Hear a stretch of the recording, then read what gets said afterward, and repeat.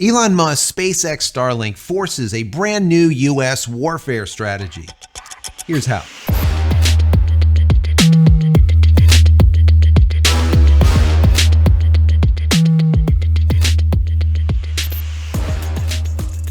Hey everybody, welcome back to the channel. Thank you so much once again joining me for tea time. Today, we have a little bit of fireside.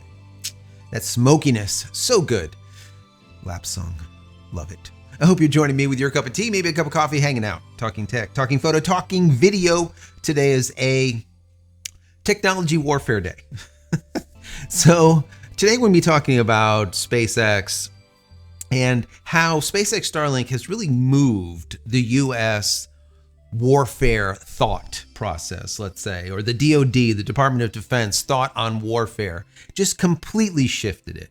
Whereas it used to be slightly space-based, now all of a sudden it is just heavily space-based, and they've changed their model, let's say, their strategy, almost completely. And they put together a memorandum, and stating just this. And I want to go through some of this with you. I found it over on, I think it was Space News or one of the rags. It was really a good article because it shows how things have changed, massively changed as of late, especially when it comes to the use of satellites in warfare. We see what happened in the Ukraine. We see what's happening all over the place with SpaceX Starlink. Now remember, Elon Musk came up with SpaceX Starlink as a way to bridge the digital divide, to provide rural areas with high-speed internet access, whereas they never had high-speed internet access in the past. That was the original thought. Now it's throughout the entire planet. There are places on Earth that never had internet before, now have internet because of SpaceX Starlink. So it is a massive game changer. And I said it would be 26 months ago when I first started using SpaceX Starlink, and it has definitely come to pass. So now we see that it has not only become a humanitarian type of aid, but also it is a focus of the military. Now, military on every sides. We saw that Russia was trying to actually deter the use of SpaceX Starlink in the Ukraine during the beginnings, let's say, of that war. And they were successful for a very brief period of time when Elon Musk had his engineers reprogram the satellites, and that was it. The Russians could no longer scramble, let's say, the transmission. But that also being said, when the Ukraine wanted to use SpaceX Starlink to actually strike against Russia, Elon said, no, I'm not going to turn that on in this region so that you can go and hurt people. This is not what this is for. The idea behind it is humanitarian, period, is to provide help, to provide internet, to provide access to all. Long story short, things have changed as of late. Now, we know back in November or so, there was a major change that happened when $70 million was given to Elon Musk, SpaceX, for the use of Starlink. And at the time, I said this was a really good thing because that pulls Elon out of the mix. He doesn't need to get involved with geopolitics, right? Which makes sense. So they infuse them with, let's say, a contract of $70 million, which really isn't that much, but $70 million for a contract to use SpaceX Starlink's infrastructure as well as their mesh network of 5,500 satellites under the name Starshield. So Starshield is basically the military arm of Starlink. This way, once again, it pushes Elon Musk out of the mix when it comes to geopolitics. And if something needs to be done that has to do with these satellites, and it needs to be done on a military, a DoD, a Department of Defense type of action, let's say, well, he doesn't have to get involved with it. They are paying a $70 million contract for 1 year to use X number of satellites with a specific TOS or terms of service. That terms of service is completely different than a terms of service that us as retail customers or commercial customers would get. So that all being said, I was reading through this article and I found it very, very interesting because we see how things have changed in the military aspect of the use of space in comparison to in the past. Space was kind of like just a little added tidbit to the military, let's say, strategy. Now, all of a sudden, it's becoming front and foremost when it comes to developing strategies with any type of warfare. Very, very interesting. Anyways, I want to read some of this article to you, then I want to get your thoughts on it. What do you think about this? I'll give you my thoughts. Now, before I get into it, I want to say that if you haven't downloaded any of my ebooks, go check them out. They are free. Go to JCristina.com/books. Also, if you enjoyed this, even in the least, throw the video a thumbs up. That would be awesome. Also, if you haven't subscribed yet, consider doing so. If you are subscribed, thank you. Click this little button over here so I go live or when a new video comes out, you'll be notified of it immediately. And if you're looking for a VPN, check out PureVPN. The nice folks over there gave us a promo code, which was JCristina. If you use that at checkout, you're going to get additional 15% off, or you could just simply go to jcristina.com/VPN. And if you just want to say thank you for all of my hard work here, there's a little thank you button. You can click on that, give $1 or $2 if you like. If not, that's perfectly fine. Consider becoming a member of the channel. That would be even better. So guys, let's get right into this article. And then once again, I'll give you my commentary on it. And then I want to hear from you down below.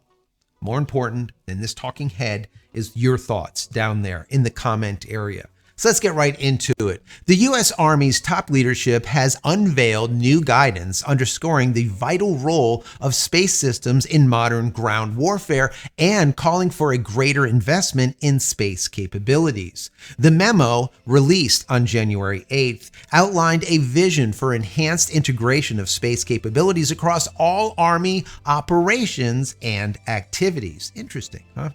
The memo also contains the Army's explicit commitment to develop capabilities to interdict or disrupt adversaries' use of space capabilities if necessary to defend U.S. and coalition forces. This means having capabilities to deny enemy forces the use of critical intelligence, surveillance, and reconnaissance platforms orbiting above the battlefield through electronic warfare or even potential kinetic attacks. Electronic warfare, kinetic attacks. Basically, we're going to blow shit up, or we're going to somehow disrupt using RF or radio frequency or some type of electromagnetic pulse.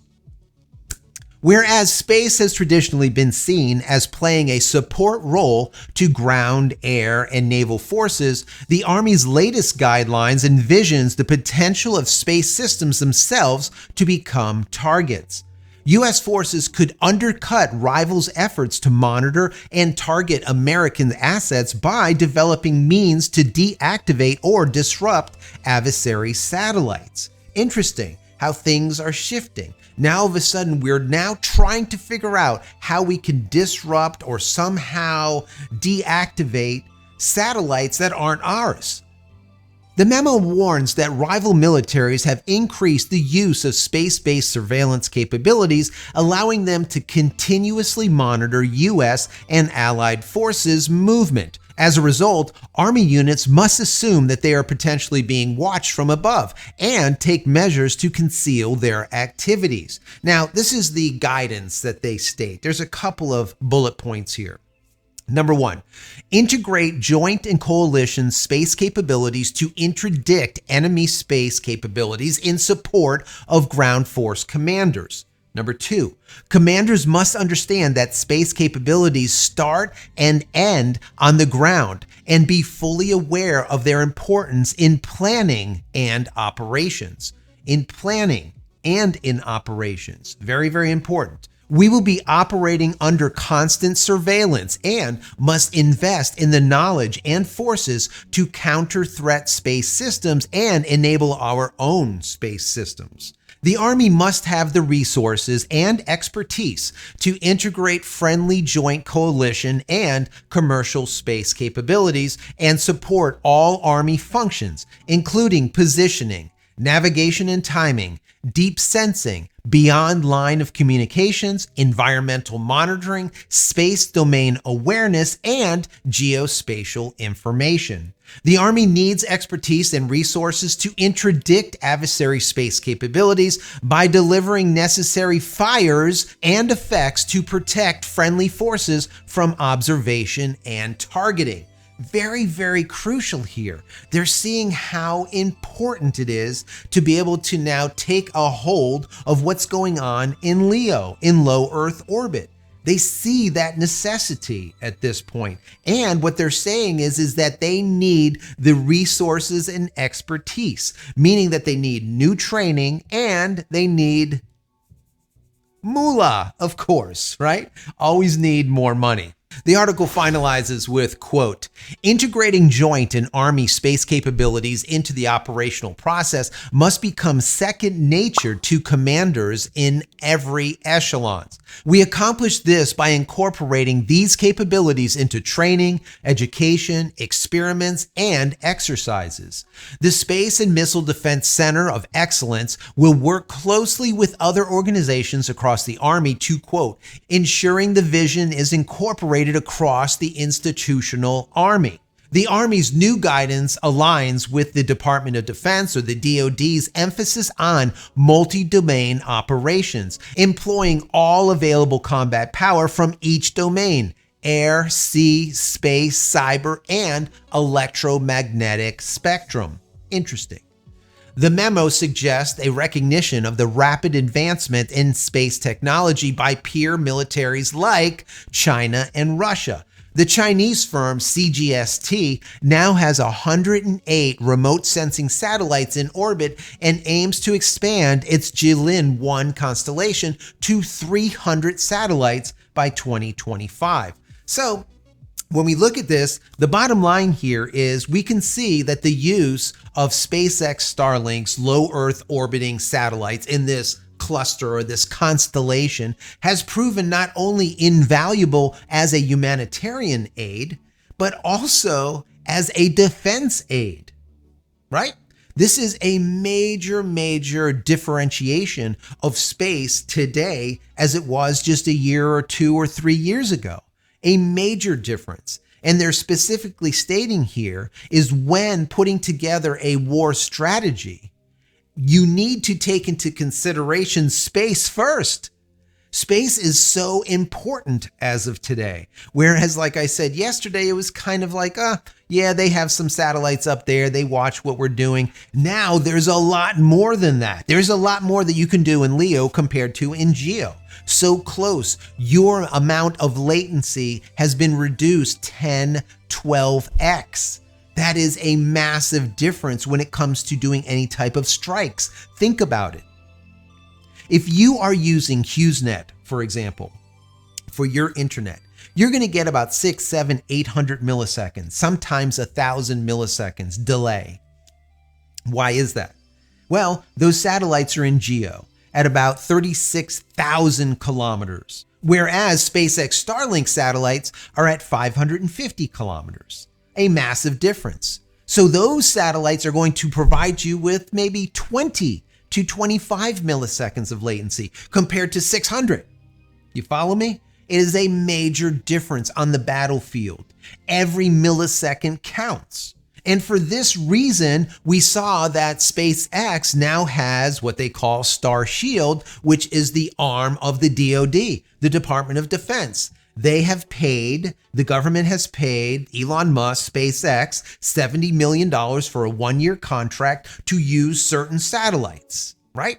And with a contract comes a different TOS, a different terms of service, not the same terms of service that we get as a commercial customer.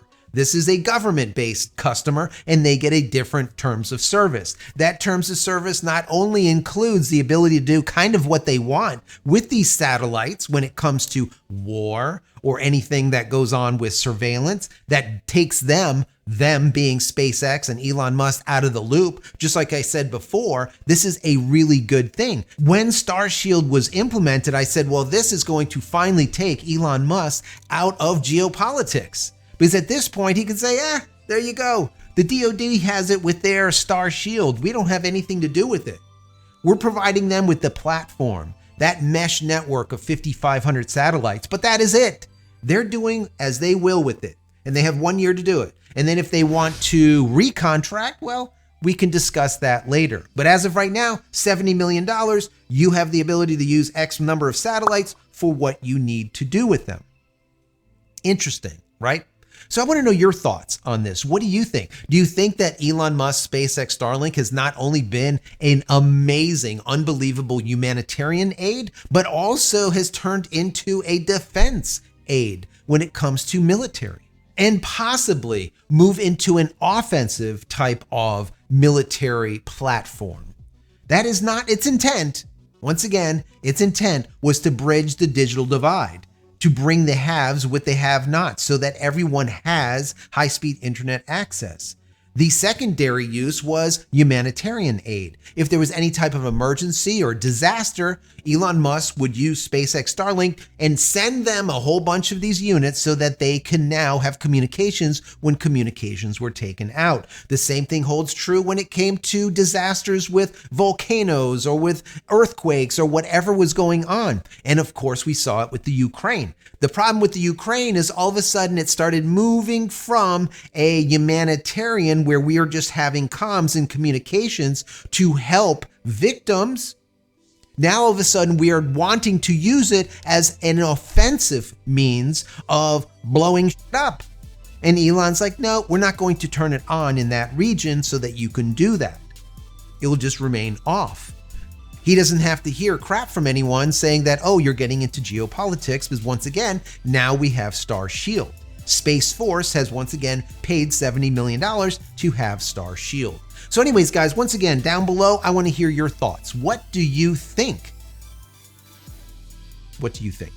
Anyways, if you enjoyed this, throw this video a thumbs up. That would be awesome. And don't forget to head over to my website, JCristina.com, where you can find all the photography tools I've invented for you and me over the many years. I hope there's something there that you like, maybe my merch, maybe my tees. Pick something up and support my family. That would be awesome. Many blessings to you and your family. Stay safe, stay healthy, and we'll see you in the next one. Love you all.